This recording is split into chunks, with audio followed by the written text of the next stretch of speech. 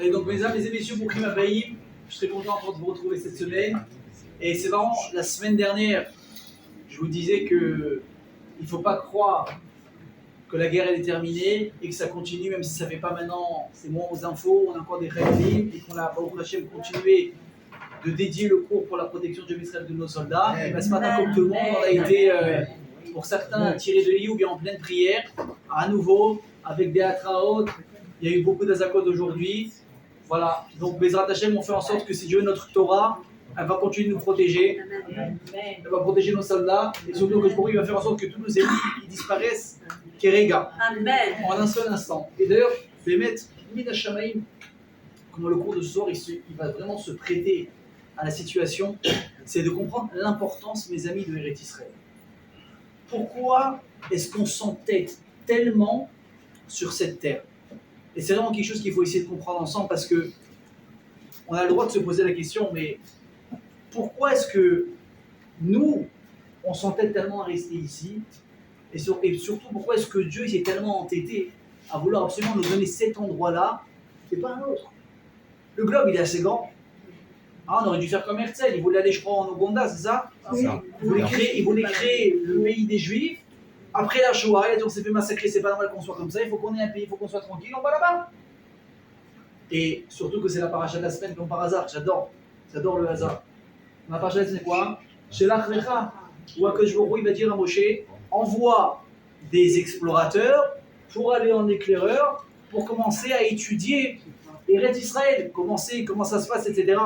Et donc tout le monde connaît la suite, malheureusement, à l'issue de l'histoire, c'est que du fait que les Meraglim ont finalement eu le comportement qu'ils ont eu et dit ce qu'ils ont dit, Hachem il va réagir d'une manière extrême. C'est quoi? C'est qu'il va dire, à partir du moment où vous êtes plein, et je reprends les termes des Meraglim qui ont dit Lo nuchala alot ki chazaku mimenu. On ne pourra pas monter et conquérir la terre. Pourquoi? Parce que le peuple qui est là-bas, il est plus fort que nous. Et cette phrase, ça va déclencher une colère dévastatrice chez Akadosh Baruch Hu. Pourquoi? Parce que tu peux dire que quelque chose t'effraie. Ça, c'est pas grave.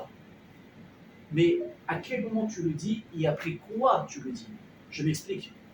Là, on ne parle pas de personnes qui ne connaissent pas Hachem. On ne parle pas de personnes qui n'ont pas vécu des milliers de miracles qui ont eu lieu à l'époque, qui sont tellement incroyables qu'ils n'auront plus lieu aujourd'hui, ça vous le savez. Alors, je vois il a dit, les miracles que j'ai faits à la sortie d'Égypte, je ne le referai pas. Pourquoi? Parce qu'ils sont tellement impressionnants qu'une personne qui assiste à un miracle pareil n'a plus la possibilité de dire je ne crois plus en Dieu. Tu peux pas ne pas croire en Dieu quand tu vois Dieu se dévoiler de manière aussi imposante. Or, Hachem, qu'est-ce qu'il veut faire?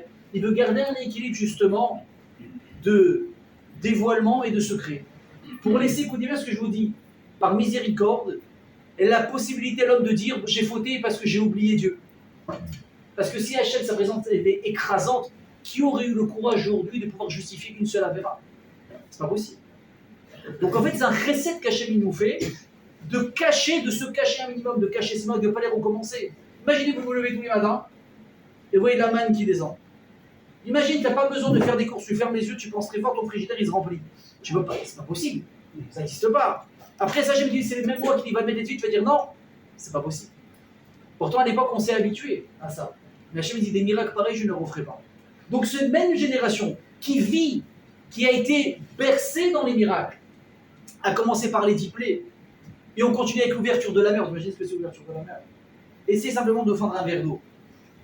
Et mais je vous vois, je vous embrasse les pieds et les mains. Une flaque, une goutte. On parle d'une mer. Et on a fait passer des millions de personnes et on l'a refermé sur des milliers de personnes parce qu'eux ils devaient passer et eux ne devaient pas passer. Et c'est passé, on n'arrête pas là. On a la manne, on a de l'eau, on a des miracles sur miracles. Et là, c'est les mêmes personnes qui voient donc une force aussi immense qui les protège.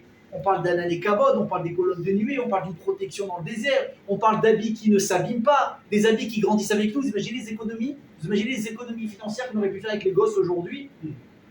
En combien de temps un enfant il change de pointure? Maximum maintenant, c'est fini. Chaque année, tu achètes des chaussures, tu achètes des habits. Alors si c'est bien organisé au niveau de l'ordre des gosses, maximum si l'habit n'est pas bien, tu peux passer d'un petit frère à une petite sœur. À la rigueur, ça peut passer. Ça peut passer. Mais, sinon, bah, tu rachètes. Et nous, tu vois, le pays, s'il commence à faire chaud, tu prends une douche le matin, tu sors. Là, d'ici maximum 3 semaines, un mois, c'est 2 douches par jour minimum. Et vas-y, tu te changes, et vas-y ici, vas-y ça. Tu es dans le désert, il fait 60 degrés à l'ombre. Tu sors, tu as mis ton petit parfum le matin, le soir, tu es tout pimpant. Magnifique ou pas? Le maquillage, il n'a pas coulé, tu n'as pas transpiré, la chemise, elle est encore bien repassée, il n'y a pas de traces sur le col. Qu'est-ce que c'est ça? Donc on vit des miracles.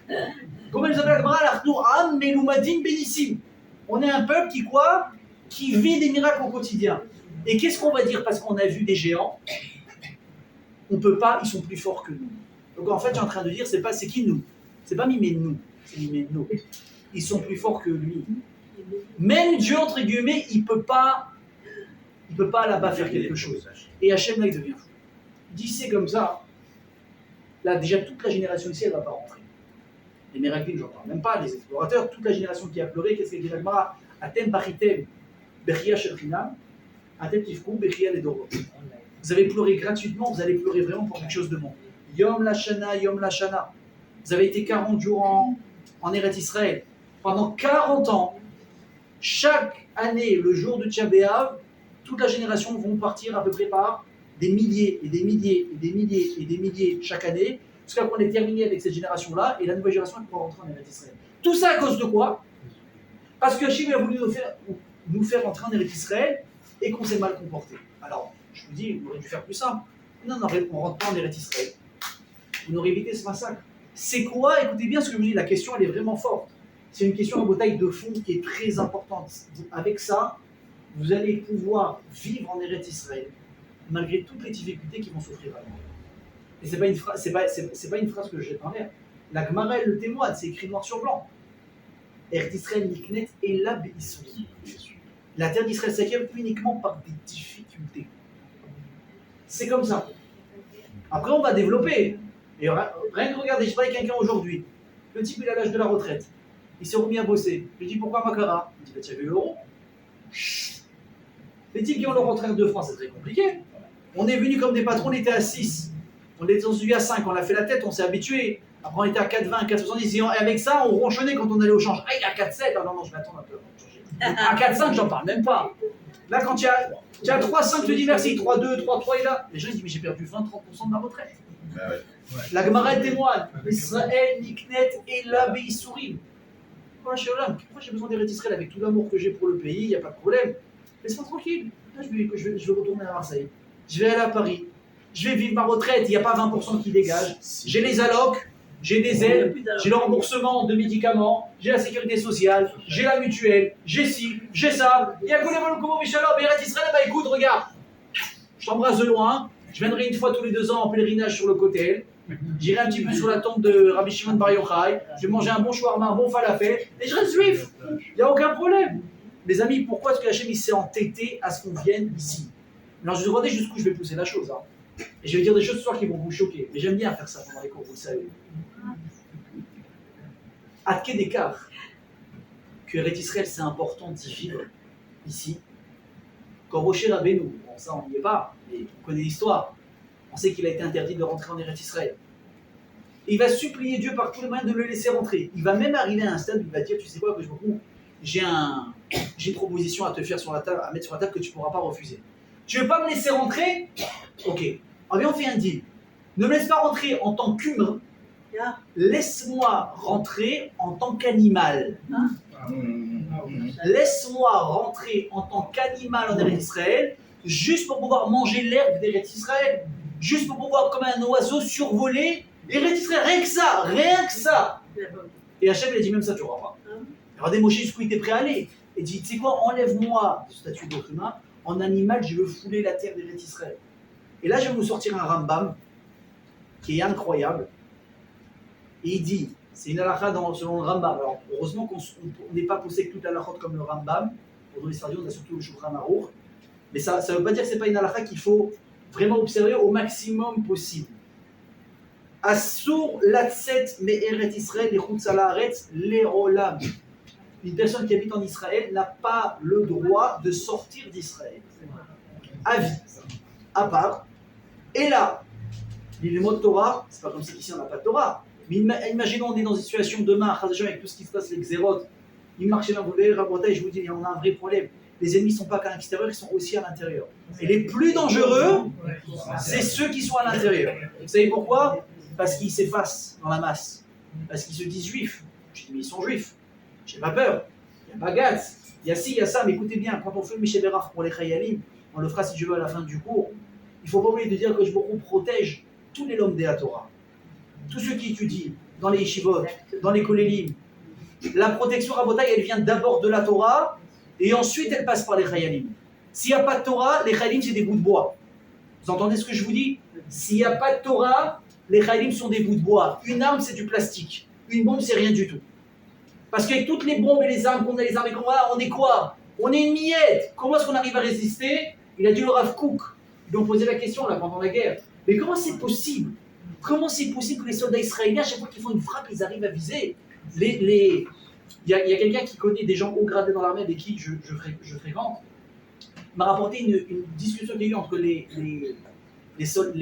soldats de l'armée de l'air américaine avec ceux de l'armée de l'air israélienne. Ils leur ont dit, mais c'est un kavod pour nous, un respect pour nous, un honneur de voler à vos côtés. Mais qu'est-ce que vous êtes fort? Mais c'est pas possible, quelle dextérité, quelle force, quelle finesse. Comment vous faites? Il a dit le Rav Kook, mais il n'y a pas de secret. À côté de chaque avion israélien qui part en guerre, il y a un malach qui dirige l'avion et le missile qui tire. Mais ça, c'est quoi ça? C'est un soldat, c'est un avion, c'est une bombe? Non. C'est la Kedusha de la Torah. Donc évidemment, Hachem il va habiller la Kedusha à travers des gens qui sacrifient leur vie pour nous. C'est ça que je vous dis, il n'y a pas un plus que l'autre. L'un a besoin de l'autre. Si on avait le niveau de ne pas avoir besoin d'armée, on n'aurait pas eu besoin d'armée. La Torah elle-même, elle nous aurait protégés. Ça me dira, on exagère le rabbin, on est obligé d'avoir une armée. Vous connaissez tous l'histoire à l'époque de Sancheriv. Sancheriv, il a c'était un général qui a voulu assiéger Jérusalem. Et le roi, c'était le roi Hiskiyahu Amelech. Dans sa génération, les gens n'ont jamais autant étudié la Torah qu'à son époque. Les halachot les plus difficiles dans la Torah, mes amis, c'est lesquels? Ilchot Kedusha, Touma Vetara, pureté et impureté. Même aujourd'hui, un grand rab, il a du mal à les comprendre. À son époque, même les petits enfants de 8 ans, ils connaissaient sous les bouts des doigts. Pour vous dire le niveau de l'Imout Torah qu'il y avait à l'époque. Et quand Sancheriv est venu assiéger Jérusalem, Hiskiyahu il a dit à Keshbon, regarde, tu ne peux pas tout avoir, comme on dit en hébreu, les rol et taouga, mais la shirota, shlema. Tu ne peux pas manger le gâteau et vouloir le laisser entier. Vas-y, tu as pris un gâteau, il y a une part qui est sortie.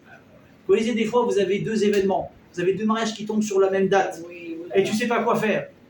Surtout que quoi, si les deux sont à la Tania, ça va. Mais un il est à Ashdod, l'autre il est à Beersheba. Ah, où tu vas? Et tu dis, mais je voudrais tellement faire les deux. Ah bah tu peux pas, tu choisis. Un il va se vexer, tu vas lui expliquer. Maxime, tu envoies deux enveloppes dans les deux côtés, t'inquiète pas, même si tu vas venir, ils vont te pardonner. Ça c'est pas grave. Mais tu peux pas tout avoir. Et dire, qu'est-ce qu'il va, mais là regarde. Larziz, moi je suis un avraire. Moi je suis un rabbin. Moi les couteaux, les fusils, les lances, je connais pas. Et tout le dor, toute la génération que tu vois ici, ils connaissent par cœur la Gemara, le Chumash, la Halacha, le Moussa. Les armes, ils connaissent pas non plus. Alors tu te débrouilles. Tu te débrouilles. Moi je vais dormir, il lui dit. Je répète, Jérusalem est assiégée, il y a des ennemis partout. Hiskiyahu Amelech, il dit à Hachem, moi je vais dormir. Mais qui est capable de dormir quand il y a un stress pareil qui te prend au-dessus de la tête? C'est pas possible. Imagine demain juste, tu sais quoi, tu as un bet mishpat, tu as un jugement parce que tu as été flashé à 160 au lieu de 90. Ok, bet mishpat direct. Mais la nuit, tu dors pas. La veille, tu dors pas. Pourquoi? Tu es stressé. Et encore, c'est rien. C'est lui, le mec va dire, bon, allez, quoi, 6 mois de travaux d'intérêt général, une amende, dans le meilleur des cas, 3 mois, j'en sais rien. Tu vas refaire ton permis, c'est pas la fin du monde. Tu dors pas pendant une semaine. Je veux pas de la veille, une semaine avant, tu dors pas. Hiskiyahu Amelech, il est entouré d'ennemis. C'est pas le permis qui veut lui enlever, c'est la vie. À lui et à tout le monde. Il dit quoi? Hachem, débrouille-toi, je vais dormir. Et il va dormir. Et il dort. Et il rêve et tout. On se lève demain, qu'est-ce qui se passe? Toute l'armée, elle est morte. Toute l'armée d'ennemis, elle est tombée dans la nuit. Comment elle est morte, vous savez d'ailleurs? Non, ils sont. Écoute, qu'est-ce qu'il a fait Hachem? Magnifique. Hachem, il a fait en sorte que tous les ennemis, ils entendent la Shira, le chant des malachim. Ils sont devenus fous. Vous savez que si on entendait la voix des malachim, on ne pourrait pas tenir. C'est quelque chose qui est tellement grand et céleste que la Neshama, elle voudrait monter et écouter. Hachem, qu'est-ce qu'il a fait? Il a simplement ouvert le tympan de ces gens-là, de ces soldats goïms. Ils ont entendu le chant des malachim, ils sont tous morts. Ça a été terminé. Donc je répète, si aujourd'hui on avait ce niveau de Limud Torah, on n'aurait même pas eu besoin d'armée.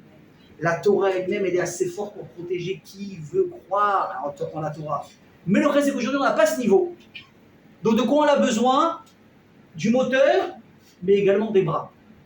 On a besoin du monde de la Torah, qui va être l'essence de tout, et ceux qui vont être capables d'aller au front pour protéger ceux qui sont derrière. Donc je répète, à la fin du cours, on fera, si Dieu veut, Mishéber et pour les Chayanim, et surtout pour tout le Olam à Torah qui est, mes amis, très, très, très, très en danger. Ici particulièrement, chose de fou. On est en Eretz Israël, et c'est là où le monde à Torah il est le plus menacé. Comme je vous l'ai dit il y a quelques semaines, on l'avait tous entendu, c'est passé sur tous les réseaux. On est à Bagatz, donc c'est le tribunal, comment on appelle ça ici?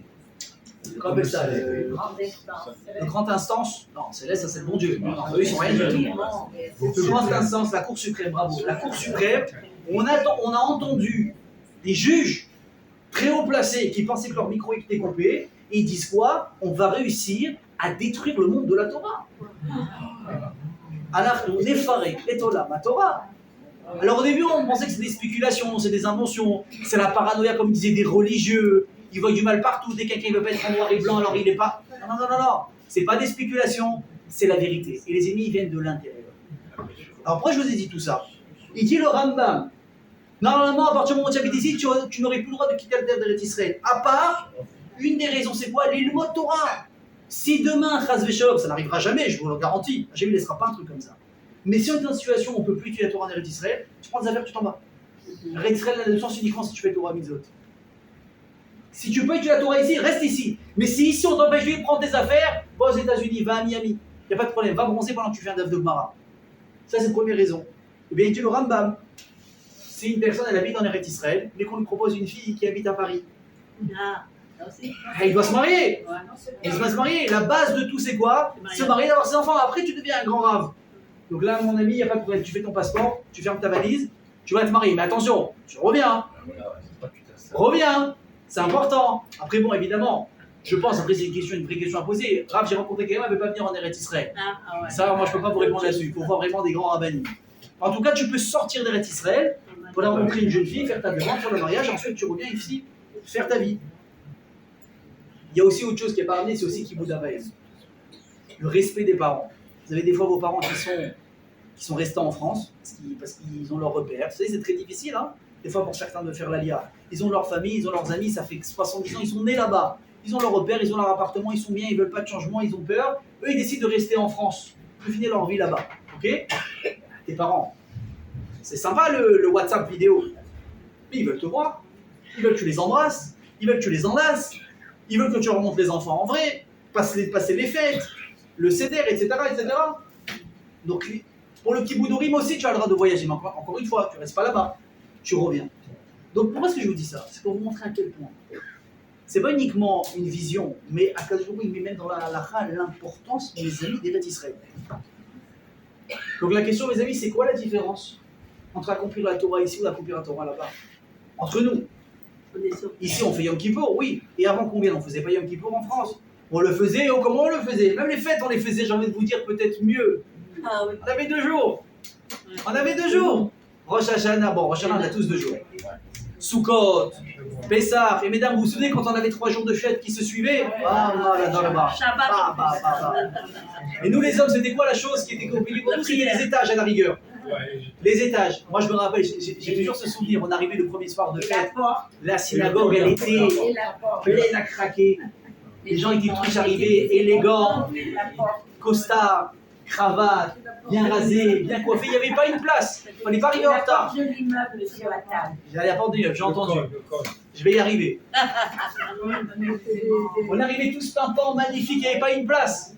Tu reviens le lendemain, il y a aussi du monde. Il y a aussi du monde. Mais tu reviens le lendemain soir. Bon, les gens ils sont là, mais ils ne sont plus en costard.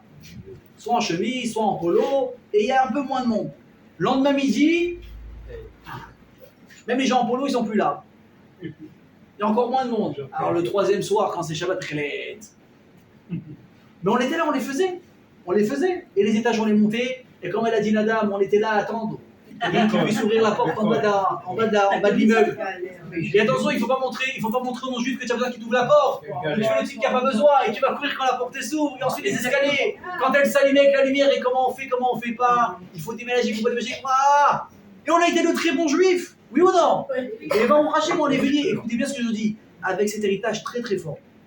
Je me rappelle quelque chose, quand je suis arrivé ici en Israël, en France, les yeshivot, ce que vous voulez, j'étais très très bien dans ma basket. Très très bien, j'avais aucun complexe ni d'être français, ni ci ni ça. Je me sentais moindre dans rien du tout. Pourquoi? Parce que quand on l'a fait, on l'a bien fait, on a eu nos professeurs, on a fait ce qu'il fallait, et on a continué d'apprendre, mais une fois, est-ce qu'on s'est senti amoindri par quelque chose? Rien du tout. Donc pourquoi est-ce que Hachem nous dit, les amis, si vous voulez, entre guillemets, faire ce que moi je veux, sans les Israël. Maintenant, on se pose la question une seconde. Quelles peuvent être les motivations en général d'un peuple de vouloir créer un État, ou prendre un pays, en tout cas, se déclarer en tant que, qu'on appelle ça, en tant que nation indépendante? Alors, il peut y avoir plusieurs raisons. Soit des fois, c'est des questions territoriales. Parce qu'on veut que cette partie du monde, elle nous appartienne, parce qu'on veut construire un pays là-bas, etc., etc. Bon, ok, alors qu'est-ce qu'on fait? Les gens, ils se réunissent, ils font une argoute, font une alliance, à partir de maintenant, ce pays, on va délimiter de nouvelles limites, ça va être à nous, on va commencer à vivre là-bas. Ok. Autre chose, des fois, c'est une question de gérance d'un pays. Moi, je veux un pays démocratique. Là-bas, ça me plaît pas, là-bas, ça me plaît pas. Venons, on fait un pays, on va voir une nouvelle chita, une nouvelle version, comment gérer un pays, une vie. Très bien. Des fois, c'est une question aussi qu'on appelle ça, d'économie, capitaliste, socialiste, là-bas ça me plaît pas, là-bas ça me plaît pas, je crée un pays, c'est super, je crée un État. Mais écoutez bien ce qu'il dit Srazal, dans le judaïsme, c'est pas ça qui fait de nous un peuple ou un État. C'est ni territorial, ni économique, ni wello. C'est quoi? Je vous lis le mot. Umatenu ena uma ela betoroteha. Notre statut de nation n'a lieu d'être uniquement par rapport à notre Torah. Si on accomplit la Torah, on s'appelle une nation juive.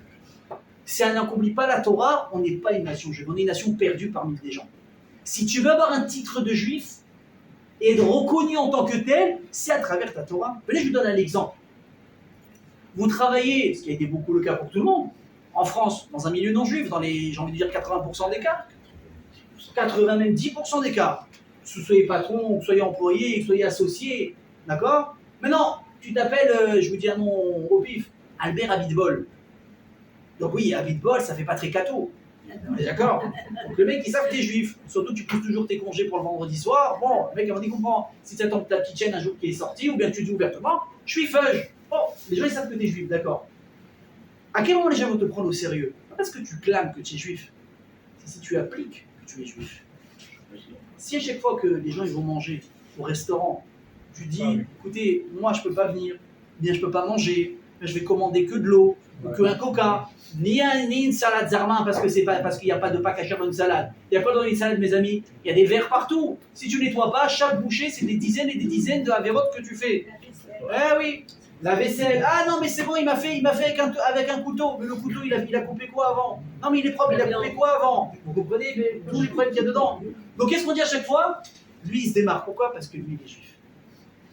Mais si un coup tu es comme si, un coup tu es comme ça, un coup tu dis je fais Shabbat, mais un coup quand t'as pas le choix, tous les 15 jours, 3 semaines, parce que tu as besoin de faire des heures sup qui sont bien payées, tu viens le samedi. Je vais dire, attends, mais t'es un rigolo quoi, toi t'es un juif toi? Si demain tu vas proclamer, je suis juif, mais qu'est-ce que c'est juif? T'es comme nous. Quand ça t'arrange, t'es juif, quand ça t'arrange, t'es pas juif. Donc, notre nationalisation uniquement comme quoi? Quand on applique Torah en mitzvot. C'est ça notre identité. Alors ça, il est obligé d'être en Eretz Israël, d'appliquer la Torah, et heureusement d'ailleurs, c'est universel. C'est dans le monde entier. Est-ce que il y a déjà un rabbin qui vous a dit, vous savez, quand vous êtes en Eretz Israël, vous avez l'obligation de faire Shabbat. Passez les frontières aériennes, vous pouvez faire ce que vous voulez. J'ai l'impression qu'il n'y aurait plus beaucoup de monde ici. Hein.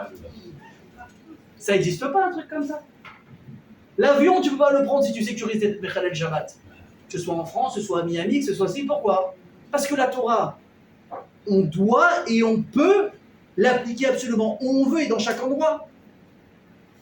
Donc si c'est comme ça, mes amis, comment ça se fait que Hachem nous dit, c'est Dafka ici qu'il faut aller?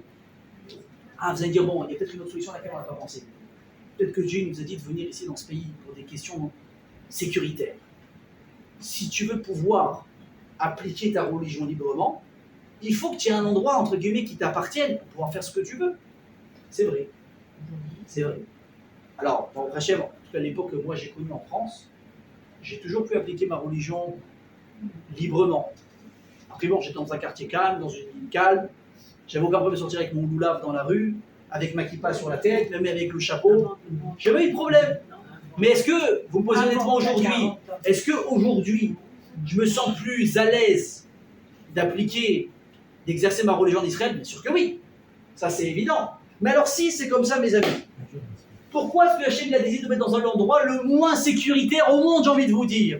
Vous avez déjà vu la carte? Je suis sûr, géographique. L'Israël c'est là, il y a quoi autour? Que des pays ennemis. Alors c'est super l'histoire. Tu veux me mettre dans un endroit sécuritaire pour que je puisse appliquer ma religion. C'est bien, dans mon pays, mais il y a quoi? Ce matin encore, qu'est-ce qu'il y a eu? Une bombe, deux bombes, un attentat, un couteau, c'est ma terre, dégage, je veux pas, la guerre du Golfe, la guerre d'Égypte, la guerre des 6 jours, la guerre des Kippour. Ça, c'est une sécurité. Tu veux me donner une sécurité, tu mets dans l'endroit le plus compliqué au monde. Donc on ne comprend pas.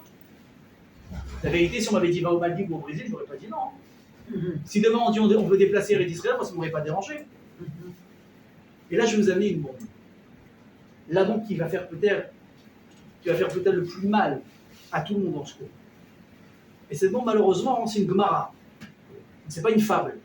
C'est du Talmud. Vous êtes assis? Alors, juste pour rendre les choses un peu plus compliquées, parce qu'elle n'était pas assis jusqu'à maintenant.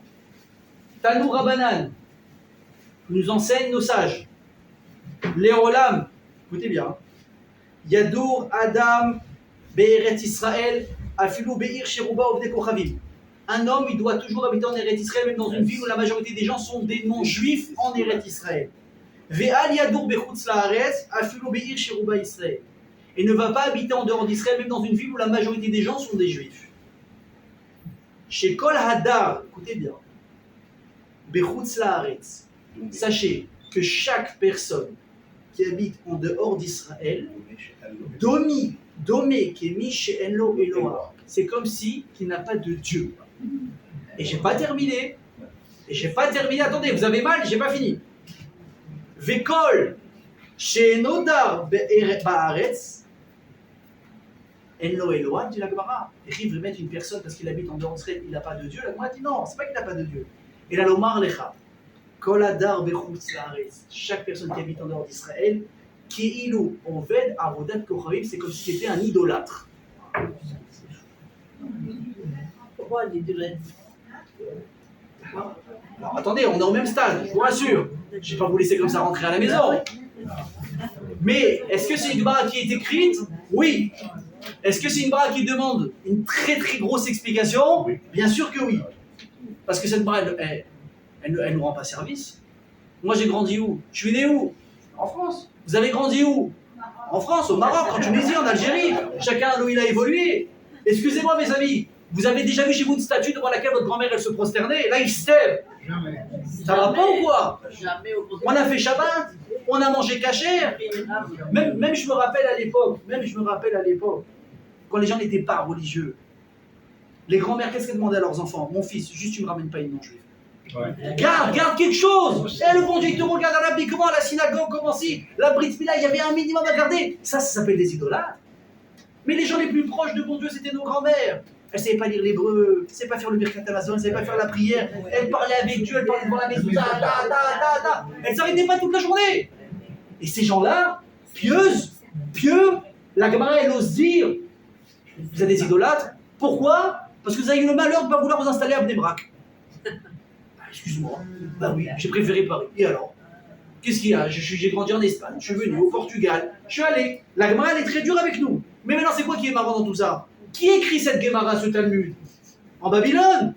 Babylone, c'est où? C'est en Irak. Donc une personne qui est en Irak, elle me dit à moi, sache que si toi aussi tu vas pas habiter en Eretz Israël, tu es un idolâtre. Et toi, tu es quoi alors? Toi, tu es quoi? Parce que tu te caches derrière des écrits, parce que c'est toi qui l'écris, mais tu es en train de te condamner à toi-même. Et j'ai pas fini. Vous connaissez comme moi des géants qui n'ont jamais eu le srout de venir en Eretz Israël. Venez, la première personne qui vient en tête, c'est qui? Baal Shem Tov HaKadosh. Le maître de la Chassidoute. La gueule de Rabbi Nachman de Breslev. Où est-ce qu'il a passé sa vie? En Ukraine. Ah, mais il bouge. Le Rabbi Lubavitch aussi, il n'a pas pu venir en Eretz Israël. Rabotaï, sur des gens comme ça, la Gemara aussi, vous êtes des idolâtres. Mais ce sont des gens qui ont ouvert le judaïsme dans le cœur des gens jusqu'à aujourd'hui. Et tous les tzadikim. Moshe Rabbeinu, il a supplié pour entrer même en tant qu'animal. Lui, c'est un idolâtre. Donc, Rabotaï, la vérité, on ne comprend plus rien.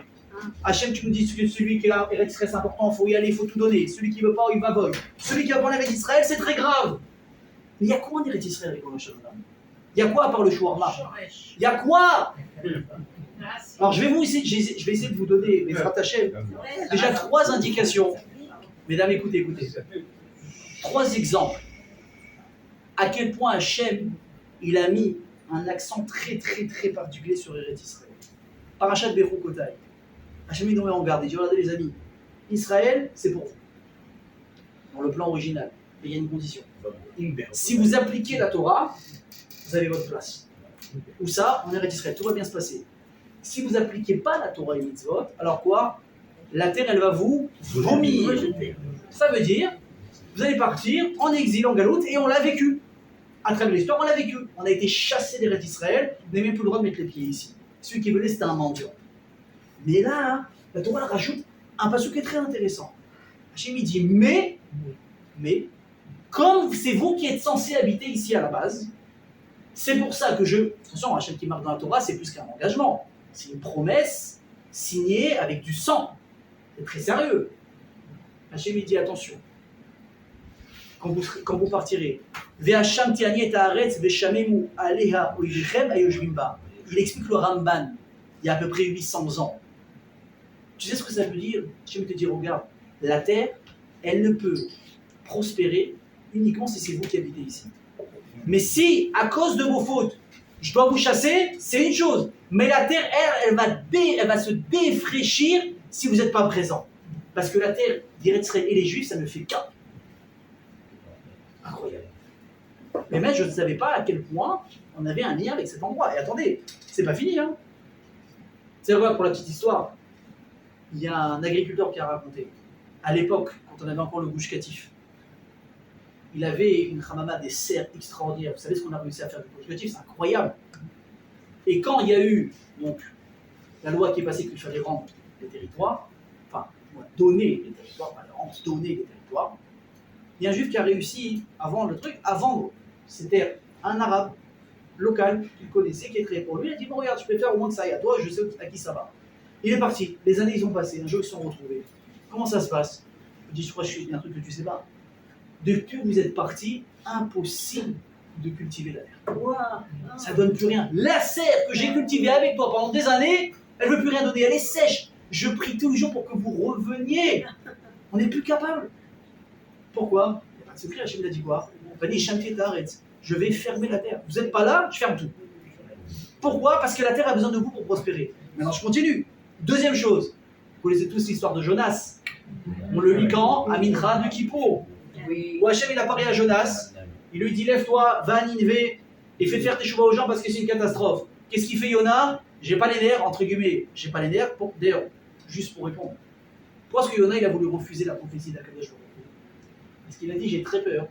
Ninivé c'était pas des juifs là-bas, c'était des non-juifs. Mais ils avaient tellement passé les bords que Hachem a dit mais même des non-juifs ils doivent garder un code moral. Il y a les 7 lois noachiques, c'est un minimum. Va leur donner à faire tes chouva. Jonas il avait très peur. Il a dit, imagine, je vais vers ces gens-là, je leur apporte la parole divine, Hachem il les met en garde, qu'il faut faire tes chouvas qui sont allés trop loin. Imagine Israël, ils font tes chouvas, mais il n'y a pas plus grande accusation si le Israël de son côté lui il fait pas tes chouvas. Ils vont dire quoi? Les non-juifs, on leur parle, ils font chouvas tout de suite, et vous les juifs vont continuer à faire des avérotes. Et dit Hachem, je veux pas la mission, je veux pas amener le pouvoir ici, une force d'accusation sur les juifs. Donc qu'est-ce qu'il fait? Israël, il s'en va où? À Tarshish. Tarshish, j'ai regardé aujourd'hui sur ChatGPT, ils disent que ça correspond à une ville en Espagne qui s'appelle Tartessos. Tartessos, ce serait Tarshish en Espagne. Donc qu'est-ce qu'il fait? Il prend un bateau, direction l'Espagne. Pourquoi? Parce qu'il veut fuir Hachem. Bon, ok, alors maintenant on s'arrête 2 secondes. Un enfant, il croit ce qu'il voit. Je veux bien, je vois Hachem ici, je vais là-bas, je ne le vois pas. Mais c'est l'air. Jonas, c'est qui? C'est un adulte. C'est pas un adulte comme vous et moi, c'est un prophète. Il croit vraiment qu'il va fuir Dieu. Pourquoi Hachem, il n'est pas capable de te parler dans le bateau? Il est capable de te parler en Espagne? Mais le Kolaretz Kemodo, il est partout. C'est comme si tu dis, tu sais quoi, j'ai un ennemi, Chas Shalom, alors je fuis de la cuisine au salon. Waouh! Incroyable la révélation. Pourquoi? Parce que je veux m'enfuir. Mais pas très très loin si tu veux t'enfuir. Qu'est-ce que tu fais? C'est quoi le but de la manœuvre? C'est complètement débile. Enfin, ça a l'air en tout cas débile. Jonas, il est loin d'être débile, les amis. Il sait quelque chose que nous, on ne sait pas. C'est quoi? Écoutez bien. Akadosh Baruch Hu, il se dévoile beaucoup plus facilement aux gens qui habitent en Eretz Israël. Vadaï qu'Hachem, il peut parler à tout le monde dans le monde entier. Il a parlé à Abraham, il a parlé à Moshe, c'était super. Mais c'est de manière beaucoup plus épisodique, beaucoup plus rare. J'ai envie de dire Kivyarol, beaucoup plus difficile à mettre en place. Pourquoi? Parce que Hachem, quand il parle à des gens, c'est vraiment pour des raisons très très précises. Et en général, c'est pour le but d'aller en Eretz Israël. Qu'est-ce qu'il dit à Moshe Rabbeinu? Lève-toi, sauve les Juifs d'Égypte. Mais pour faire quoi en finalité? Torah, et ensuite, Eretz Israël. Quand Hachem va se dévoiler à Abraham Avinu, à quel âge il s'est dévoilé Hachem à Abraham? 75 ans.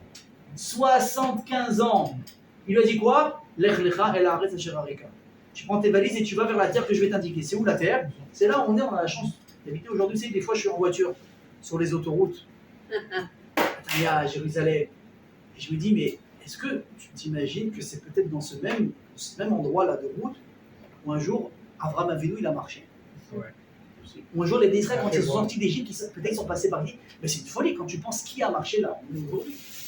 Donc quand est-ce qu'Hachem, c'est vrai qu'Hachem s'est dévoilé à ces gens-là en dehors d'Eretz Israël. Mais dans quel but? Va en Israël.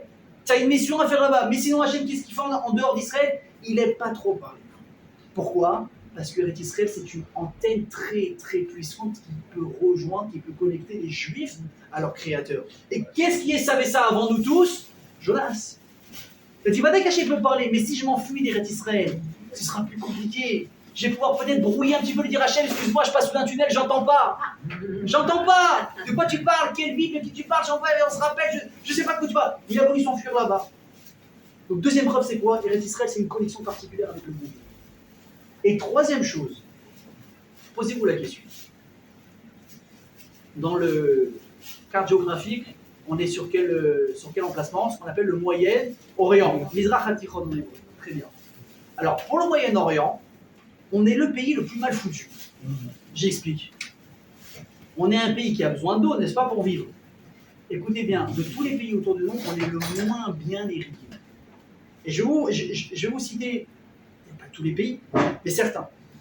L'Égypte, c'est un pays qui fait chaud. Comment il arrive à survivre? Le Nil. Il arrive, hop, il va irriguer le pays, à Kol Besséder, ils n'ont même pas besoin de pluie. Je continue. Ensuite, on a quoi? Juste à côté de nous, en haut, au nord, le Liban. Le Liban, comme il est en hauteur, il reçoit l'eau, des montagnes, etc. Ils sont Mesoudarim à Kol Besséder. La Syrie, qui est pas loin aussi, elle a le Nar, elle a un fleuve qui s'appelle le Hiddekel, je ne sais pas comment on dit en français. Pareil, ça va irriguer le pays. L'Arabie Saoudite, c'est pas une terre d'agriculture, c'est un État, c'est un pays. Donc c'est pas grave si on n'a pas besoin de pluie. Le seul pays avec l'agriculture dans tout le Moyen-Orient, c'est qui? C'est nous. Et nous, de quoi on dépend? À 100% de la pluie. Qu'est-ce qu'il dit à Kadosh Baruch Hu? Les amis, c'est pas un hasard que je vous ai mis là ici. Parce que, écoute bien, tu peux faire la fête, m'oublier, t'es là, t'es pas là. Surtout les agriculteurs, hein, je peux vous dire, pas avec des agriculteurs, vous allez comprendre ce que c'est l'importance de la pluie. On ne se rend pas compte, nous, quand t'es plus, on fait. Oh, j'ai pas envie de me mouiller ce matin, pas les nerfs, pas les nerfs.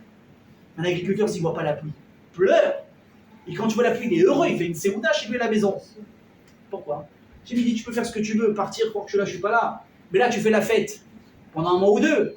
Mais quand arrive la saison des pluies, tu as besoin de te rappeler que là, s'il n'y a pas de rachamim, s'il n'y a pas de miséricorde, s'il n'y a pas un miracle qui se passe, on crève tous de faim. Tu vas me dire, bon, aujourd'hui c'est facile, on peut faire de l'importation et machin. Mais regarde, dès qu'il y a des guerres, hop, le détroit d'Ormuz il est fermé, il n'y a plus aucun bateau qui passe, il n'y a plus rien. Il faut comprendre, hein. On croit qu'aujourd'hui, s'il n'y a pas Hachem, on peut s'en sortir parce qu'avant c'était différent, avant c'était comme si. Non, non, non, non. Demain, il y a un pépin. Si Hachem ne décide pas qu'on peut être indépendant, par les ressources, j'ai envie de vous dire, naturelles qu'on a en Israël, c'est très compliqué. Oui, Hachem nous fait découvrir d'un coup des des ressources de pétrole, de gaz. C'est incroyable. Comment on a fait ça? Mais c'est Hachem qui a dit au bon moment, je vais te faire découvrir tout ça. Mais de quoi on a tous besoin avant tout? La pluie. Rabotaille, s'il n'y a pas de pluie, on est mort. Qu'est-ce qu'on fait à chaque fois en hiver? Ah, grâce à Dieu, le niveau de la Kinneret, il a augmenté. Il a tellement plus d'hiver, ça a augmenté. S'il n'y avait pas de pluie, donc je me dis, je veux te rappeler une chose. C'est que c'est moi ici, mes amis, qui te donne à manger. Tous les ans, tous les ans, tous les ans. Et je vais vous raconter une histoire. Un jour, il y avait un roi qui avait deux ministres très très loyaux. Un, il était, selon l'histoire, ministre des Affaires étrangères, et l'autre, il était ministre de la Sécurité, de la Défense. Mamache, ils étaient comme ça avec le roi, il avait une confiance aveugle en eux, à quoi il avait cédé pendant des années. Et un jour, le roi il est parti en guerre, et il a été porté disparu pendant un moment. Il n'y a plus de roi. J'imagine le chaos, qu'est-ce qui se passe, qu'est-ce qui prend le pouvoir. Bon, pour l'instant, qu'est-ce qu'on fait? On garde le gouvernement en place, d'accord? On fait comme d'habitude, et on attend les nouvelles, on verra. Alors, les deux ministres qui avaient la mainmise un peu sur tout, ils ont eu un coup de folie, un coup d'Yetzerara. Vous savez, rappelez-vous une chose, si un jour vous voyez des gens tomber dans l'argent, Chas v'Shalom avec des femmes, dans le vice de l'alcool, de la drogue, ce que vous voulez, je parle de n'importe qui. Avant de vous empresser de les juger, est-ce que vous, à leur place, avec leur succès, avec leur popularité, avec leur réussite, avec leur pouvoir, avec leur statut, avec les mêmes tentations qu'eux, est-ce que vous aurez réussi à résister ou pas? Je pense pas. Prédire et Tov et Toda Rabba Lecha Lakol. Il ne faut pas s'empresser de juger. Ces gens-là, ils avaient la main sur tout. Et ils ont cédé. Et ils ont piqué de l'argent de la caisse. Mais pas 10 centimes. Tu as compris ou pas? Ils sont rentrés dans les caisses du palais, ils se sont fait plaisir. Sauf qu'au moment où ils allaient partir, qui est-ce qui revient? Le roi. Et le roi, il fait l'état des lieux, et il voit qu'il y a un problème, et il chope les deux voleurs. Donc évidemment, on les arrête tout de suite, on les met en prison, vous attendez votre jugement. Le roi, au bout des jours, les appelle, il dit, écoutez, j'ai bien réfléchi. Il appelle un, il dit, regarde, toi, je te chasse du royaume, tu n'as plus le droit jamais de revenir ici. Jamais. Je ne veux plus te revoir.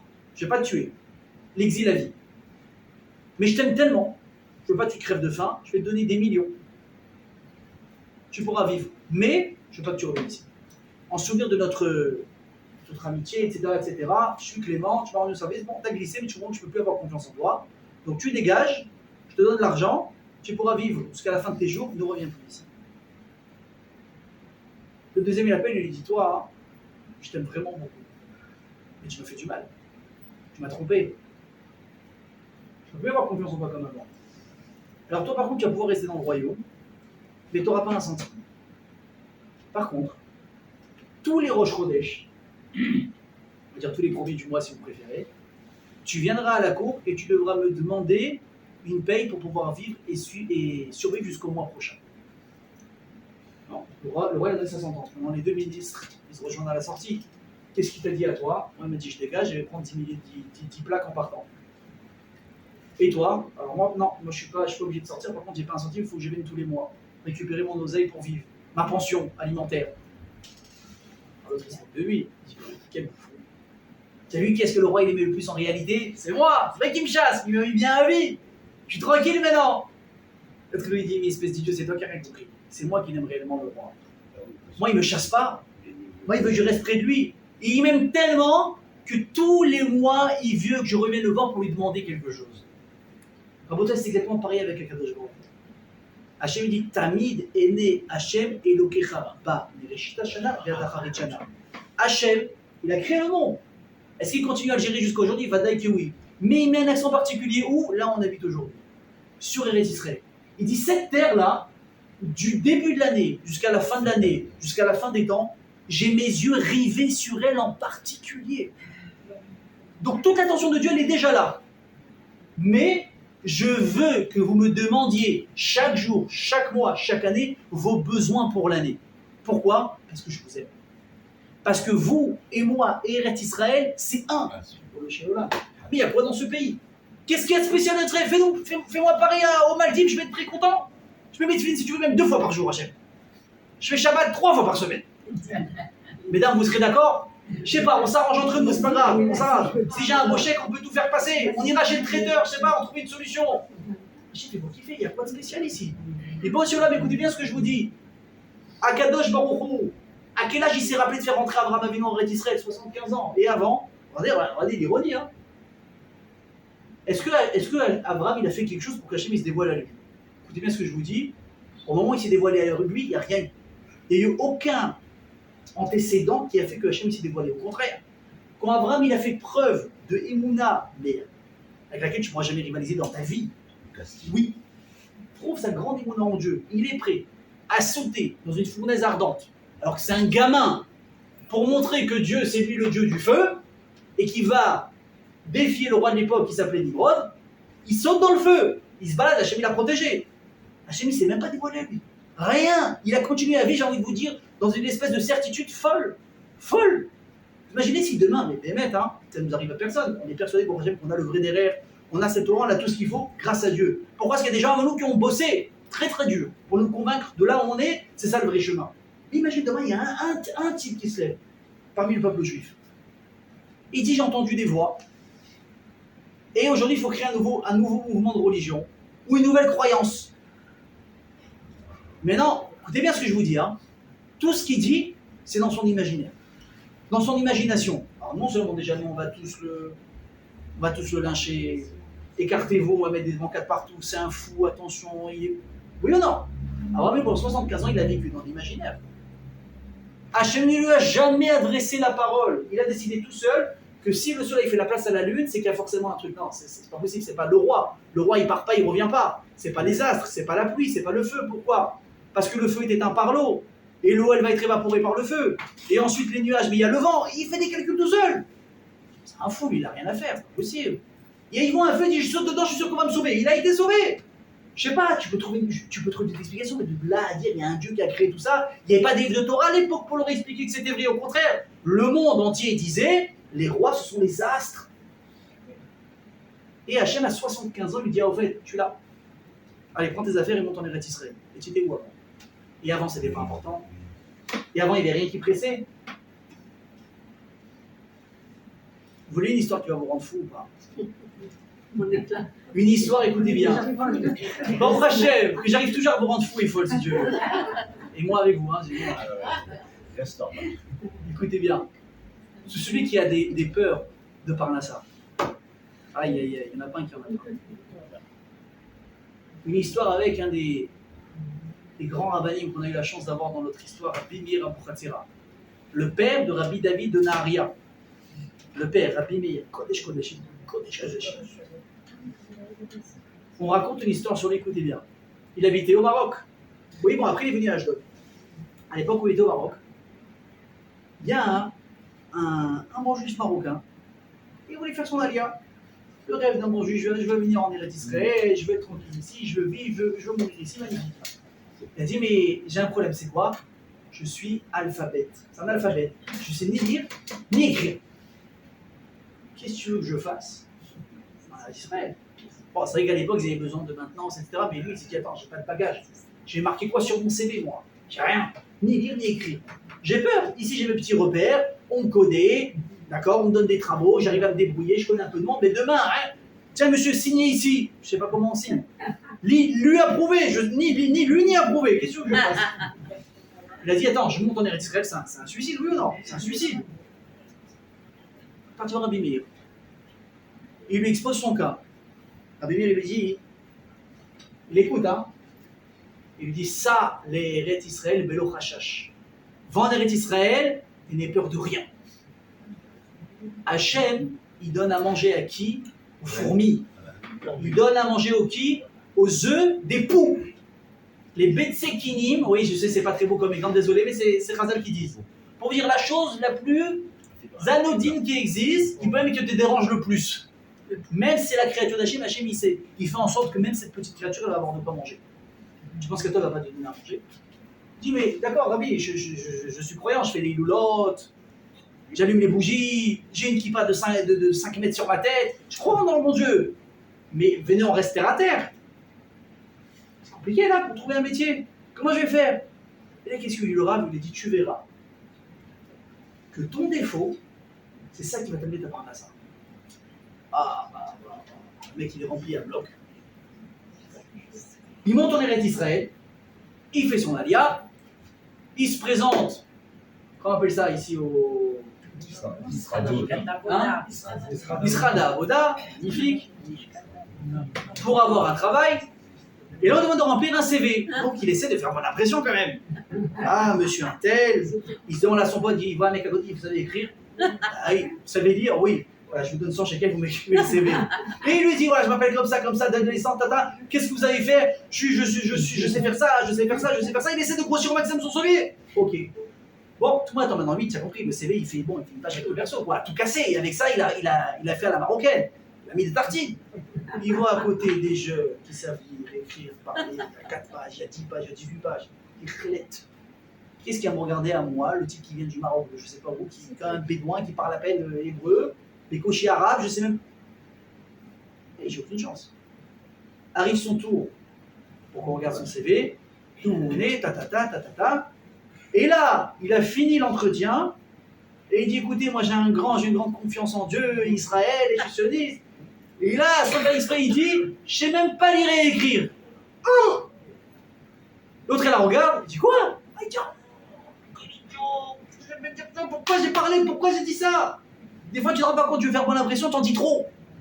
Ma mère, elle m'a toujours dit, mon fils, un mot en moins, c'est toujours mieux. Un mot en moins, c'est toujours mieux. Depuis que j'ai petit, j'entends cette phrase. Et lui, il en a dit deux de trop. Ni lire, ni écrire.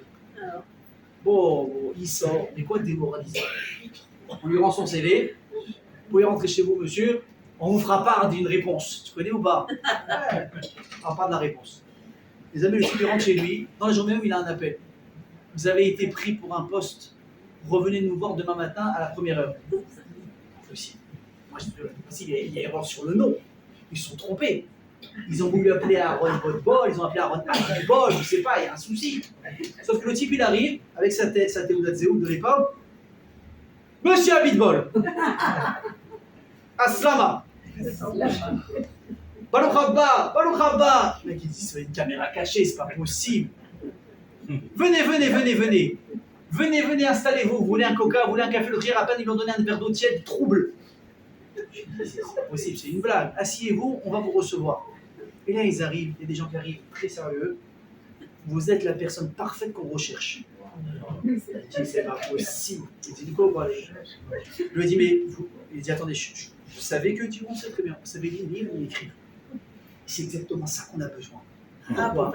Il dit, on a besoin de vous affecter à un endroit très particulier. C'est lequel? On va vous amener dans un endroit dans lequel on crée des armes. On fabrique des armes. Il y a beaucoup de paperasse, avec beaucoup de détails. Et il faut quelqu'un qui puisse détruire les données sensibles sans pouvoir les lire et sans pouvoir les répéter. On n'a jamais trouvé une personne qui ne sait pas lire ni écrire, c'est pas possible. Et vous arrivez dans un plat d'argent. Rabotaï, toute sa vie, il a travaillé dans ce même endroit avec une super parnassa. Et même quand il est arrivé à la retraite, on dit, tu veux pas rallonger? On n'a personne. Ça, c'est la marque de Rabbi Rabouchatzera. Pourquoi je vous raconte cette histoire? Écoutez bien. Et là, on va arriver à réussir l'athlète à remettre le faisel à sa place. Akadosh Baruch Hu, mes amis, il a deux manières de se comporter avec lui. Soit ce qu'on appelle Esther Panim, soit Ehavat Panim. Ça veut dire soit en se dévoilant, soit en se cachant.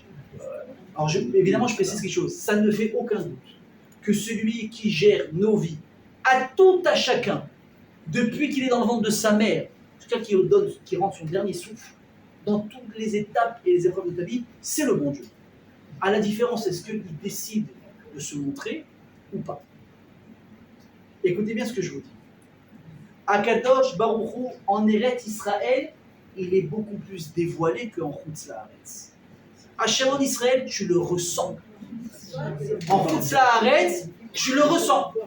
Mais moins. Et je vais expliquer ce que ça veut dire. Écoutez bien. Va en France. Est-ce que c'est un pays en guerre? Non. C'est fini les guerres. Avec 39-45, terminé. Ok. Deuxième guerre mondiale, depuis la guerre, elle n'a jamais été en guerre. Tu vois l'état de son armée, tu comprends que c'est pas un pays en guerre. Ok. T'as pas de problème, tu te lèves le matin, t'as pas peur de recevoir une bombe sur la tête. Moi, c'est bête ce que je vais dire, parce que je suis tellement habitué à ce qu'on vive sur les bombes, qu'aujourd'hui ça me fait bizarre quand une personne elle a peur des bombes et des alarmes. Vous avez vu ce qui s'est passé quand il y a eu encore la guerre avec l'Iran? Tous les influenceurs qui ont trouvé leur paradis fiscal à Dubaï et les machins, ils étaient tous Dubaï, c'est la folie, c'est folie, nanana. Il y a eu une alarme, une bombe qui est tombée, ils ont tous pris leurs valises et ils sont partis, ils ne veulent plus entendre parler de Dubaï à vie. Jamais, jamais. Pourquoi? Mais attention, hein, c'est des gens normaux. Qu'est-ce qu'ils veulent vivre avec des bombes sur la tête? Surtout qu'ils ne sont pas équipés. L'aéroport, là, il n'y a plus d'aéroport, il n'y a pas d'avion anti-bombe. Il n'y a pas. Nous, on est un pays habitué à ça. C'est normal ici quand tu sors avec les gosses, pas trop loin d'un miclate. Pourquoi? Au cas où il y a une bombe, les enfants ils savent. Akol Besséder, Kamatov, Hachem. Tu chantes en plus, tu rentres dans le miclate, tu attends le bout, tu attends 5 minutes, tu ressors. Normal. On est fous. Tu vas en France, c'est tranquille, tu te lèves le matin, t'as pas de bombe sur la tête. Quand Maxime, tu ressors peut-être une serpillière du voisin qui est tombée. Bon, à la rigueur, c'est pas la fin. Parnassa, comment ça se passe? Belle la vie en France. Là, ils commencent un petit peu à serrer les vis. Ils se sont rendus compte qu'ils ont été trop larges pendant des années. Attends, dis-moi, sécurité sociale, le pouvoir d'achat qui était, encore une fois, je répète, hein, jusqu'à il n'y a pas très longtemps, magnifique, magnifique. La qualité des fruits et des légumes, le prix qu'il y avait, les payes que tu avais, et les aides et les machins, c'était normal en France d'avoir une voiture, voire même 2 voitures. Ici, quand tu as la voiture, c'est ah oui, tu as la voiture, tu poses la question, mais après tu poses la question. C'est pas évident. Là, bah, c'est normal d'avoir une voiture, 2 voitures pour monsieur et madame, il n'y a pas de souci, on est là. Et les vacances, et on fait des belles courses, et on va, et on se fringue bien, et super, et on kiffe, et on a des grands magasins, même des magasins pas chers, Primark, et ci et ça. Je fais de la promo pour personne, hein. Je dis juste des fois, je fais mes soldes quand je vais en France. Ok? À cause des salaires. Écoutez bien ce que je vous dis. Même un avraire en France, il se débrouille très bien. Les allocs, et Dieu bénisse chez nous les feuilles, ça y va avec les gosses. Les allocs, tranquille. Il a des aides de l'État. Il a une bourse par-ci, une bourse par-là. Un avraire en France aussi, il est bien payé. Madame, elle travaille. Le loyer, il est très, très, très abordable, surtout pour ce que tu reçois. Mais, en Hachem, ça va très bien. Donc, ça veut dire que la main d'Hachem, elle est très bien cachée. Un coup, elle s'appelle Macron, un coup, elle s'appelle Sarko, un coup, elle s'appelle Hollande, un coup, elle s'appelle Poutine, un coup, elle s'appelle Trump, un coup, elle s'appelle les allocs, un coup, elle s'appelle le pouvoir d'achat, un coup, elle s'appelle... À chaque fois, elle change de nom. Et toi, tu as l'impression que tu vis bien parce que tu es en France. Tu vis bien parce que tu es dans un pays où l'économie est très forte. Par contre, quand tu viens ici, tu as été ingénieur pendant 30 ans en France, tu deviens ici mécanicien. Tu as été mécanicien, tu deviens caissier. Tu ne sais pas ce qui se passe. Ici, tu dis, attends, c'est pas possible, je vais crever. Je suis obligé de me réinventer. Et j'ai jamais fait ça. Il faut que je trouve du travail. Et si, et ça. Et les payes, c'est pas les mêmes. Le pouvoir d'achat, c'est pas le même. Vous avez vu ici comment la vie elle a augmenté. Mais regardez, le rabbin, écoutez bien ce que je vous dis. Vous prenez un avraire ici en Israël, dans n'importe où. C'est quoi sa paye? Si on peut appeler ça une paye, on va appeler ça une bourse mensuelle avec laquelle il doit vivre sa famille. 2000 shekels si on a tout cassé. 2000 shekels s'il a été à l'heure et qu'il a fait ses examens. Le type, il a 6 enfants. Une femme qui fait ce qu'il peut aussi pour l'aider. Ils ont un loyer, des charges, des gannes, des courses, une voiture s'il s'en sort ou pas. Dis-moi, c'est quoi cette folie? Et il vit. Il vit. Des fois, ils arrivent à acheter une maison, tu sais pas comment. Leurs enfants, ils sont tous habillés, ils n'ont pas des trous dans les pantalons. Lui, il a même du ventre. Il a même du ventre, pas au crachet. Il ne crève pas de faim, il ne fait pas pitié quand tu la vois. Sa femme, elle s'habille bien. Et ils ont le sourire. C'est pas possible, c'est une blague. En France, je comprends. Il y a des allocs. Mais ici, qu'est-ce qu'ils ont Rimochelin pour vivre? C'est pas possible. Quand je fais la comparaison, il y a un truc qui va pas. Comment un type ici, il fait pour vivre? Comment un type ici qui vient avec sa retraite de France, qui perd presque 20 à 30%, comme on l'a dit au début, parce que l'euro s'est effondré, le Dieu, il sait pas, tu t'en sors, écoute, c'est difficile, mais Baruch Hashem. Mais Baruch Hashem. Ici, la phrase, c'est quoi? Baruch Hashem. Oui, je suis un de quoi, c'est possible. Excusez-moi, moi, j'ai pas l'impression que le Kikar, il est moins peuplé qu'avant, hein. Je parle de la... Ouais, en ce moment, non, je parle pas des touristes. Je parle des gens de Natania. Je vois les mêmes têtes au café, quand ça m'arrive de passer par là-bas. Je vois les mêmes têtes dans les restaurants chez Alonso. Et si et là, et au restaurant, c'est les premiers, et ça sort et ça va. Mais comment vous faites? Vous avez perdu 30%? Tu dis, écoute, j'ai pas Baruch Hashem, on s'en sort. C'est pourquoi on s'en sort. Parce que Hachem ici, il te fait remarquer que c'est grâce à lui que tu vis. Le même qui va t'envoyer de la bracha par une allocation familiale ou par un pouvoir d'achat en dehors d'Israël, ici, ça va s'appeler rien du tout. Tu sais comment ça va s'appeler? Un miracle. Vous savez, un jour, quelqu'un m'a dit ici une phrase magnifique. En Israël, c'est la cour des miracles. En Israël, c'est la cour des miracles. Mais attendez, là, je vous parle de la vie de tous les jours. Mais regardez les guerres, Ribono Shel Olam, regardez les guerres. Chaque soldat qui tombe, c'est une horreur, c'est une perte atroce. Mais combien il y en a en pourcentage par rapport à ce qu'on aurait dû subir? Regardez ce qui se passe. Mais comment un pays comme ça, on est capable de tenir tout le monde, et je sais que ça va énerver des gens s'ils nous écoutent, mais comme ça.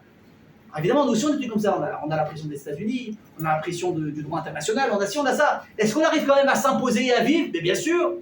Va poser la question à quelqu'un en France.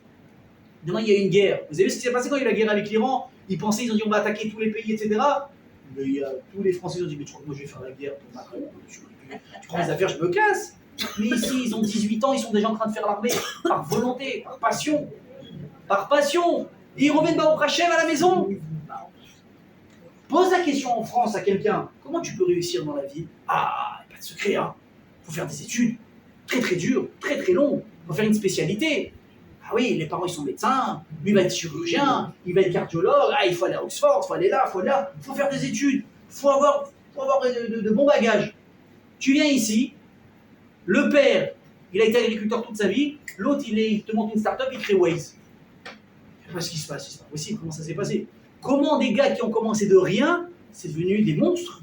Et vas-y, on te crée Waze et je ne sais pas encore quelles applications qui sont vendues dans le monde entier à des milliards, mais d'où elles sortent cette repas? Jamie te dit, il y a une différence qui est très simple. Je suis partout. En dehors d'Israël, je me cache juste un peu plus. Et ici, je suis beaucoup plus dévoilé. Regardez jusqu'où ça va. Quelles sont les deux fêtes qu'on fête essentiellement, qui ont été instaurées par les sages uniquement? Hanouka et Purim. C'est quoi la différence aujourd'hui quand on fête la fête? Hanouka, ça dure 8 jours. On fait le Hallel tous les jours en entier. C'est ce qu'on fait le premier soir de Pessah, le premier jour de Pessah. On fait le même jour, 8 jours. À Hanouka, qu'est-ce qu'on fait? 8 jours avec un Hallel en entier. Incroyable. Comme si on faisait Pessah.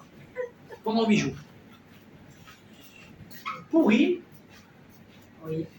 On a la Megillah. Pas une fois on fait le Hallel. Je vous rappelle quand même, le Hallel, c'est quand même la preuve de remerciement la plus forte pour Hachem. C'est quoi? Là, 8 jours. Là, pas une fois. Attends, Larzis, tu as oublié ce qui s'est passé? À Pourim, on a failli mourir. Hommes, femmes, enfants, dans le monde entier en une seule journée. À Hanouka, on veut juste arrêter d'étudier la Torah. Alors à Hanouka, tu fêtes, Pourim, tu fêtes pas. Khadé, il y a une réponse, mes amis, extraordinaire. Il dit, ça n'a rien à voir avec le fait que le miracle est plus grand ou pas plus grand. Où est-ce que le miracle d'Eretz Israël s'est passé à Hanouka? Ici, c'était ici l'histoire. À Pourim, elle était où l'histoire? À Raj'a, comment ça s'appelle? En Perse. À Suse, Shushan et toute l'histoire. Et alors, la victoire, écoutez bien mesdames, le miracle qu'il y a eu à Hanouka en Eretz Israël, il a été extraordinaire, il a été dévoilé à tous. Comment une minorité, une dizaine de personnes ont tenu tête à une armée qui était faite de millions de personnes. C'est pas possible. Si ça, c'est pas la main d'Hachem, c'est quoi? Par contre, à Pourim, comment est-ce que la Yeshua elle est venue? Laquelle est venue d'Hachem? Mais comment elle est venue? Par des questions politiques. Par une reine qui est venue demander à son roi.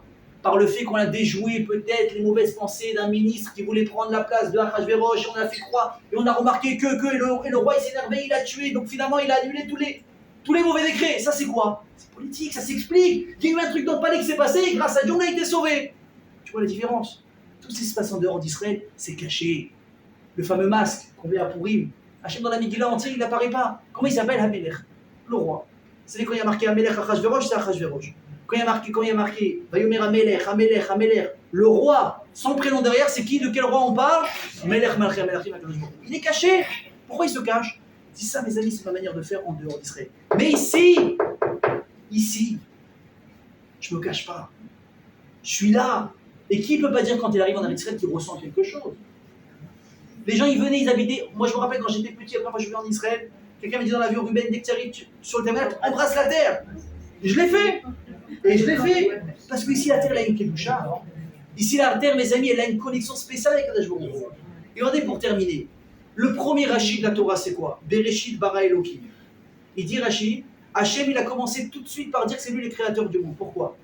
Pour dire que c'est lui le créateur, et c'est lui qui décide à qui il donne tel territoire et à qui va donner Eretz Israël. Il va le donner aux Juifs, pour pas qu'on dise que vous êtes des voleurs. Vous avez volé la terre. Vous savez que je ne me suis jamais posé la question suivante. Écoutez bien. Je dis, bah, c'est vrai, si on ne dit pas qu'on est les patrons, que la terre elle nous revient à nous parce que c'est Hachem qui la donne, on va nous accuser de voleurs. Mais attends, regarde, Shnia, jusqu'à il y a encore pas très longtemps, comment est-ce qu'un peuple, il arrivait à s'installer dans un territoire? Ben, il faisait la guerre. On faisait la guerre, et celui qui gagnait, eh ben, gagnait le territoire. Est-ce qu'on a traité quelqu'un de voleur une fois? Non, c'était les règles du jeu. La loi du plus fort. Tu fais la guerre, t'as gagné, c'est comme ça. La Perse est devenue la Perse grâce à ça. Les États-Unis, tout le monde a fait ça. On a chassé des pays, des peuples avant nous. On a pris leur place. Aujourd'hui, personne ne va dire aux États-Unis, vous êtes des voleurs. Personne ne va dire à la France, vous êtes des voleurs. Personne ne va dire à lui ou à lui. Pourquoi on pointe que Israël, vous êtes des voleurs? Ah, ben on a fait la guerre, on a gagné. Légitimement, on va au tabou, on met notre nom, juif, fini. Écoutez bien le secret, c'est quoi? On n'a jamais, écoutez bien ce que je vous dis, on ne va jamais nous pointer du en disant vous avez volé la terre comme ça géographiquement. Ça, c'est les débiles qui disent ça. Rappelez-vous ce que j'ai dit tout à l'heure dans le cours. Quand les juifs ils sont là, la terre elle prospère. Quand les juifs ils sont pas là, la terre elle s'éteint. On va reprocher aux juifs la chose suivante. Vous avez volé le pouvoir de rendre cette terre une terre prospère.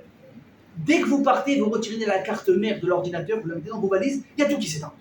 On a beau essayer de venir derrière, travailler, ça donne pas. Regarde, à chaque fois qu'on a quitté Israël dans l'exil, les peuples ils sont venus s'installer. Qu'est-ce qu'ils ont réussi à faire ici? Rien. On est revenu à chaque fois, il fallait tout reconstruire depuis zéro. Et je vous donne, allez au Bouchratif aujourd'hui, c'est pas ce qu'il y avait à l'époque. Pourquoi? Le pouvoir que Eretz Israël se réveille, elle devienne qui elle est, c'est uniquement quand nous, on est là. Et c'est la raison pour laquelle Hachem, il a dit, il faut aller en Eretz Israël, mes amis. Pourquoi? Parce que si vous n'êtes pas là-bas, la terre, elle est éteinte, elle ne peut pas vivre. C'est une connexion obligatoire, c'est comme deux aimants. Et avec ça, on va répondre à ce que je vous ai dit tout à l'heure. Comment la Gemara peut dire que celui qui n'habite pas en Eretz Israël, c'est un idolâtre? Tu vois, ça va pas? Merci du compliment. Moi, j'ai grandi en France, je suis né en France, jamais j'ai fait la Vodazara. Dis bien ce qu'il dit Razal. Tu sais ce que c'est la Vodazara? C'est quoi l'idolâtrie? C'est pas prendre une poule et se prosterner. Ça, je sais pas, je sais pas quoi il faut croire pour faire ça. Il y en a qui font, je sais pas ce qu'ils ont raté, la vérité. C'est pas que tu prends une statue, tu dis c'est toi, mon Dieu, je t'aime, je t'adore, tu vas me donner des enfants. Ça n'existe pas. On croit que c'est ça l'idolâtrie, non? L'idolâtrie, écoutez bien, c'est de se convaincre que celui qui te donne ce que tu as besoin, c'est quelqu'un d'autre que Hachem. Ça, c'est l'idolâtrie. Écoutez bien, si une personne en fin de mois, elle se dit, j'ai des problèmes financiers, mais je vais essayer de parler avec mon patron, il va peut-être me faire une augmentation, et grâce à ça, je vais m'en sortir, c'est une sorte d'idolâtrie. Tu ne dois pas dire ça. Tu dois dire, Hachem, j'ai des galères d'oseille. Le seul qui va m'aider, c'est toi. Maintenant, de quelle manière tu vas faire passer l'argent? Tu vas choisir ou le patron, ou ça, ou ça, ou ça. Là, tu as réussi. Mais comme on a dit, qu'est-ce qui se passe en France ou en dehors d'Israël? Il y a trop de maquillage autour de notre réussite sociale pour reconnaître Hachem. Je dis, mais c'est normal là-bas. Le rêve américain, c'est facile. Là-bas, tout est facile. Les papiers sont faciles. On nous aide à monter des boîtes. C'est pour ça qu'on réussit. On tombe quelque part dans l'idolâtrie. Mais quand tu arrives en Eretz Israël, Corona, une guerre, 2 guerres, 3 guerres, 4 guerres, et les trucs ils ferment, il n'y a pas d'oseille, il y a ci, il y a ça, les restaurants ils ferment, les mecs ils mettent la clé sous la porte. Le type il est encore vivant au bout de 5 ans, il n'a pas vendu sa maison, il a réussi à se relever, mais Grébochin, comment tu as fait? Là tu ne peux pas être idolâtre. C'est ce qu'il a dit David Ben Gurion. Celui qui vit en Eretz Israël, il n'a pas le choix que de reconnaître qu'on vit ici par des miracles. C'est pas possible. Eretz Israël, mes amis, c'est la cour des miracles. Et donc c'est ça, rappelez, écoutez bien ce que je vous dis.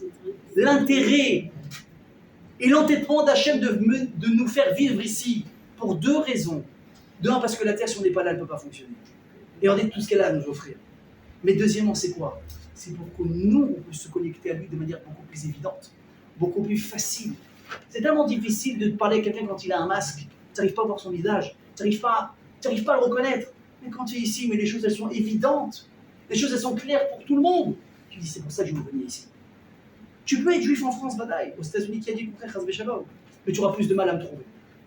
Beaucoup plus de mal. Quand tu es ici, c'est une chance. Mes amis, celui qui a la chance de venir en Israël, c'est une chance. C'est une chance, c'est un mérite. Il y a des gens qui ont voulu venir, le bas Hachem Tov, toute sa vie, il a voulu venir. Hachem, il a dit, toi, tu ne peux pas venir là-bas. Moi, je suis revenu, il a vu, Hachem, il a dit non, il a dit, mais laisse-moi venir en animal. Il a dit non, pourquoi Hachem, on dit de tout. Sur nos 2 jambes, on est là, il en profite. Alors, j'ai quand même une bonne nouvelle. Ils ne sont pas encore là. pour ceux qui ne sont pas encore là, pour ceux qui voudraient venir, qui n'ont pas encore peut-être le courage de faire le pas, la famille, les amis, la situation financière, ça les retient en France. Je parle avec beaucoup de gens qui disent écoute, j'aimerais venir, mais j'ai ma vie ici. Mes revenus ils sont là, comment tu veux que je fasse? Alors j'ai une bonne nouvelle. Eretz Israël, c'est plus facile de parler avec Dieu. Mais comme on a dit quoi? Umanutenu ena uma, et là, imekayim Torah mitzvot. Pourquoi est-ce qu'on s'appelle une nation juive? Pas parce qu'on habite ici, c'est parce qu'on est Mekayim Torah mitzvot.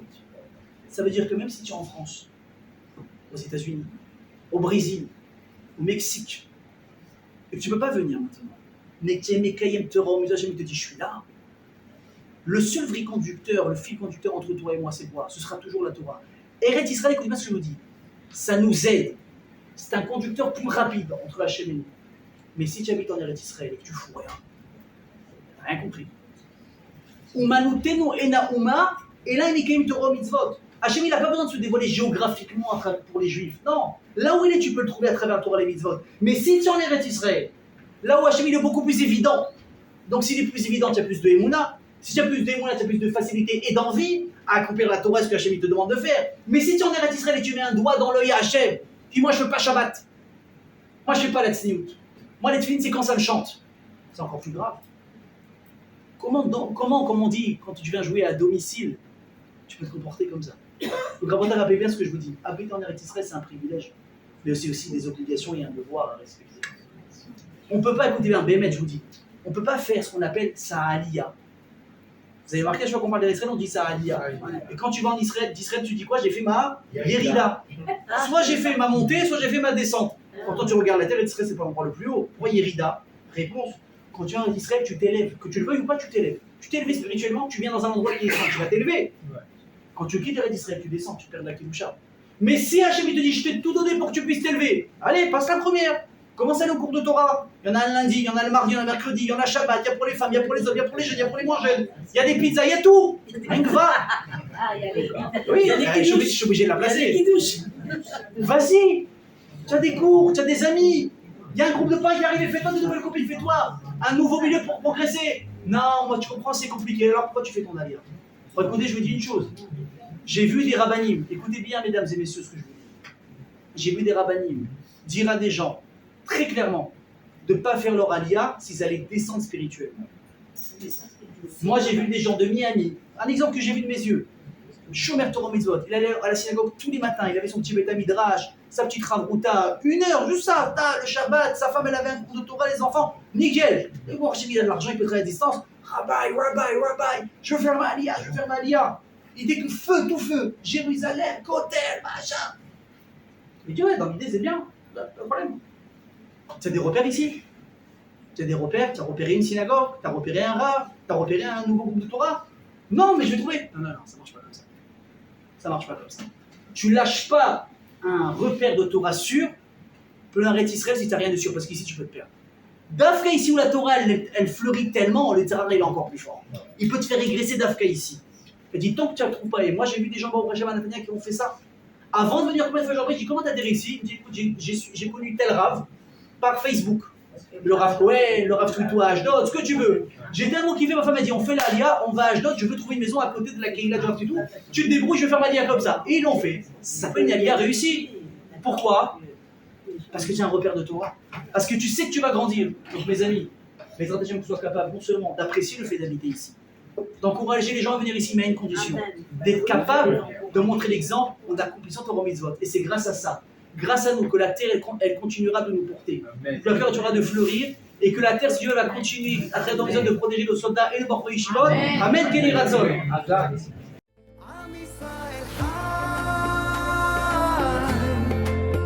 אם לא נשכח תמיד להיות